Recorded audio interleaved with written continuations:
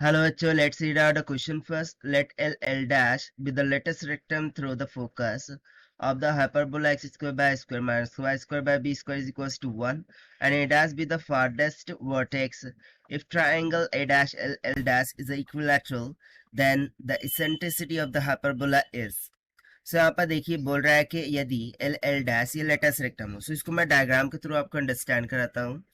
So let suppose कि इस तरीके से मैंने कोऑर्डिनेट एक्सिस कंसीडर कर लिया, major axis, minor axis, whatever it may be. ठीक है.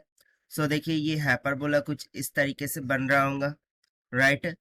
सो according to the question hyperbola का एक लेटेस्ट रेक्टम दे रखा है, ठीक है ना.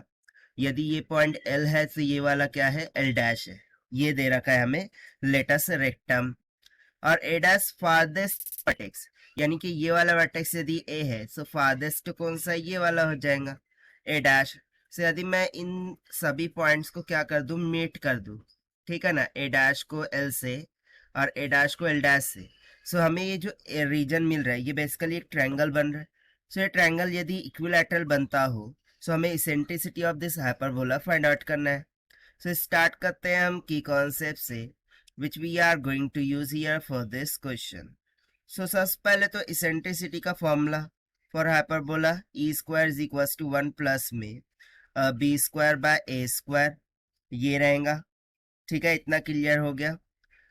उसके बाद यदि मैं लेटेस्ट रेक्टम की लेंथ की बात करूं, किसकी, एल एल डैश की. सो ये लेंथ किसके इक्वल होती है, एवरीबडी नोज दैट, किसके equal, two b square by a के इक्वल. तो बस इसी कंसेप्ट का हमें यहाँ पर यूज करना है. तो चलिए फिर हम देखते हैं सोल्यूशन से. तो सबसे पहले मैं इक्वेशन ऑफ हाइपरबोला लिख लेता हूँ कि x square by A square minus में y square by b square is equals to 1. इस तरीके से हमें दे रखा है. और देखिए ये इक्विलैटरल ट्रायंगल बन रहा है, तो इक्विलैटरल ट्रायंगल के सभी एंगल कितने हो जाते हैं, 60 डिग्री. सो यदि ये पूरा का पूरा 60 है so can I say that कि ये हाफ वाला एंगल 30 हो जाएगा. ठीक है ना, क्योंकि 60 का हाफ कितना होता है, 30. सो ये वाला एंगल भी 30, ये वाला एंगल भी 30. अब यहाँ पर ये जो पॉइंट है इसको मैं यदि एस मान लूँ, सो ये जो एल एस है इसका मान कितना हो जाएगा. सो यदि पूरे L L dash 2 b square by a है सो ये उसका हाफ होगा.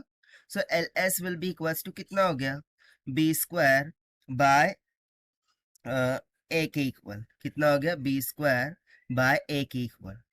इतना क्लियर हो गया ना. यदि मैं इसमें ट्रिग्नोमेट्रिक प्रॉपर्टी लगाऊं, ठीक है, सो सिंपली जो tan ऑफ थीटा यानी कि tan of 30 degree, this will be equals to क्या हो जाएगा, B square by A divided by ये ए एस. ठीक है ना, ये पूरी ए एस वाली लेंथ. सो ए एस कैसे फाइंड करेंगे, सो बेसिकली ए डैश के कोऑर्डिनेट होंगे माइनस में ए कॉमा 0. उस तरीके से ये इसके कोऑर्डिनेट हो जाएंगे a e comma b square by a, और एल डैश के कोऑर्डिनेट क्या हो जाएंगे, minus of a e comma b square by a के इक्वल, राइट. ओके सॉरी, यहाँ पर ए माइनस में होगा ना, सो प्लस का ए ई रहेगा, सिर्फ माइनस का B square by A square हो जाएगा क्योंकि वाई निगेटिव रहेगा. तो देखिए यहाँ से यहाँ तक की यानी कि पूरी ये ए एस लेंथ कितनी हो जाएंगी, ए प्लस में ए ई के इक्वल हो जाएंगी, right. So further simplifying, so tan of 30 का मान होता है 1/√3.